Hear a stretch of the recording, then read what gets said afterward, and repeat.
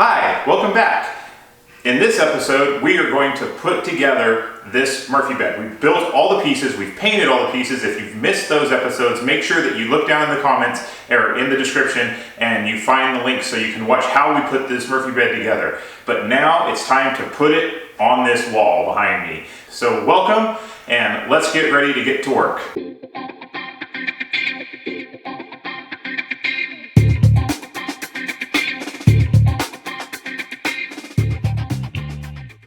The first thing we need to do is take this apart and reinstall all of the hardware.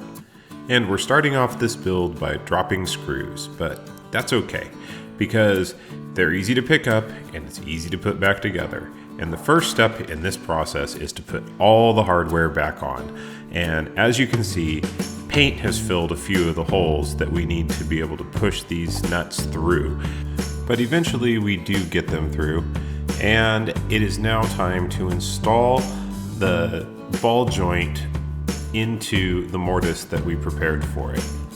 As we install the piece, we want to make sure that we have the ball joint facing towards the wall or the bottom of the Murphy bed. This is where we're going to attach our hydraulics to, and so it needs to be in the right position. It will make things a whole lot easier as we get started. So grab a couple of the silver screws and screw it down and we will be all set. Now here's a little trick. Since these screws were screwed in once before, we don't want to strip out these holes. So make sure that you lower the torque setting on your drill driver and creep up on getting them as tight as you'd like. Well, I thought I would learn from the last time I had to push these fasteners through the holes, but I guess I didn't. So here you get to watch me struggle again, and I'll even zoom in on it, as we try and push these fasteners through the holes. Now, you should just clean them out, but I guess I didn't think of that. So push, come on, get it in. Come on, just one more time. There we go. And now we can put this hinge on. Now we just need to put a few screws in, but we got it, and we're gonna put a few more screws in, and then we're gonna call it good and move on to adding the leg support brace. Now here, we drilled a hole dead center in the middle of this 1 inch by 1 inch brace, and all we're gonna do is screw this screw all the way through. And that side is done, and we move on to the next side. So, same things, except this time I got smarter, and I took my drill and I cleaned out all the holes. I even took our Forstner bit and cleaned out this hole of any debris just to make sure that we didn't have the same issues that we had on the other side.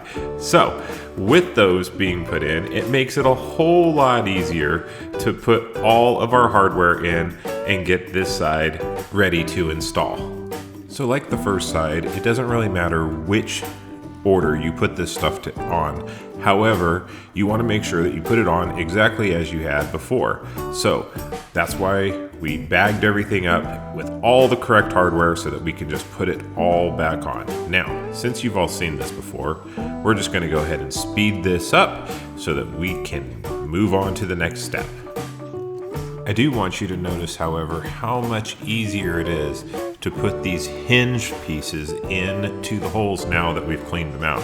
So we'll add a few more screws and we will be done with this side as well. Now we just need to put on the other side of the hinge and we'll throw a few screws in that. Then we will install our adjustable ball joint into our upright with just a couple screws. And then we will finish up by installing the leg and the leg support as you see here. Now we're going to take these uprights, add a small bushing to the middle part of the hinge and slide it into the receiving side of the hinge.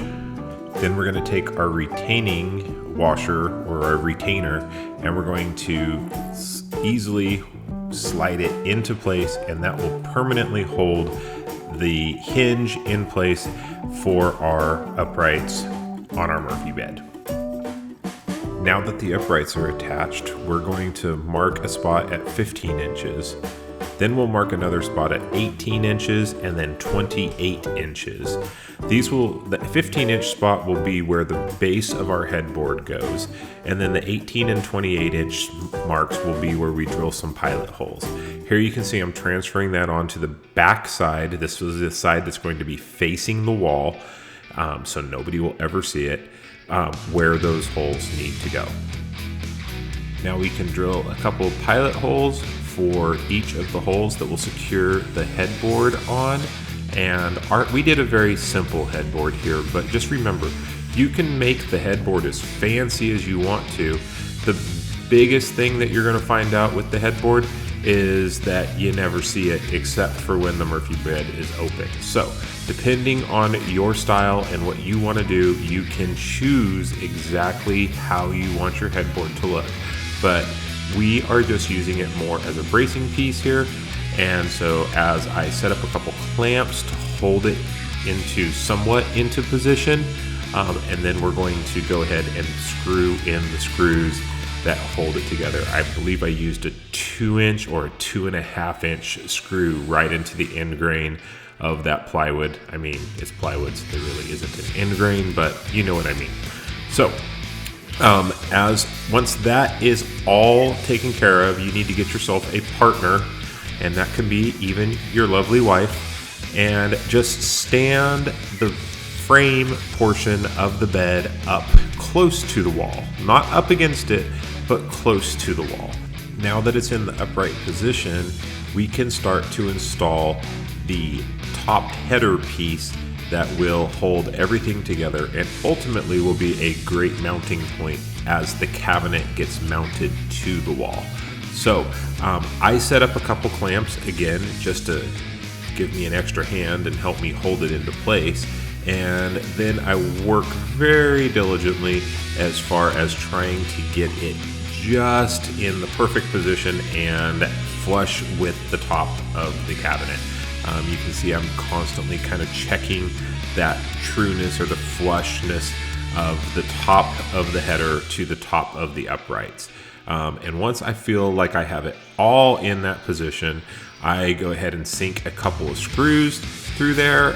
They are 1 1/4-inch screws as they're going through a 3/4-inch piece of wood into another 3/4-inch piece of wood. And we didn't want any of the ends to stick out of the top. So once it is all screwed together, we'll move to the other side and do the same thing.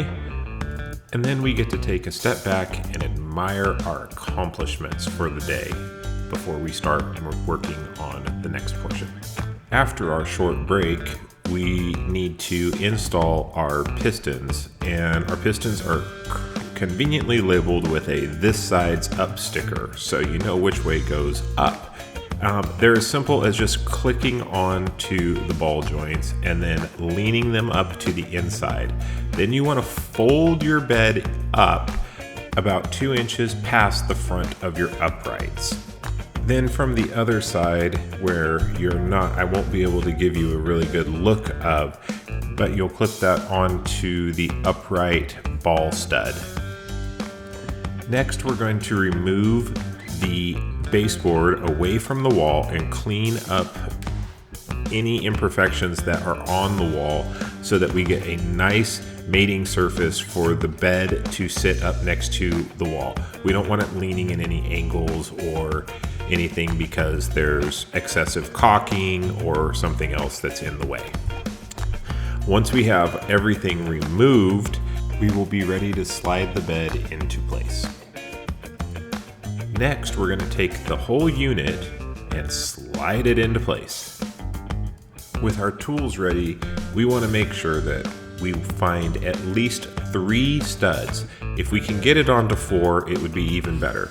But at least 3 studs, we want to drill a couple of pilot holes, and then using a couple of 3-inch screws, we drive it into place. Now, I'm not a great photographer, and so I'm really sorry for these pictures of my back. I wasn't able to get a great angle on showing you how we do this, so hopefully this angle is just a little bit better, but basically drill the pilot hole, find the stud, and drill the screw into the stud. And once that top is fixed, you are done.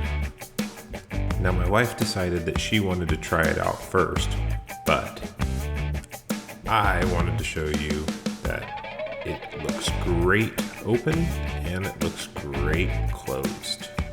And ultimately, that's what we want from a Murphy bed.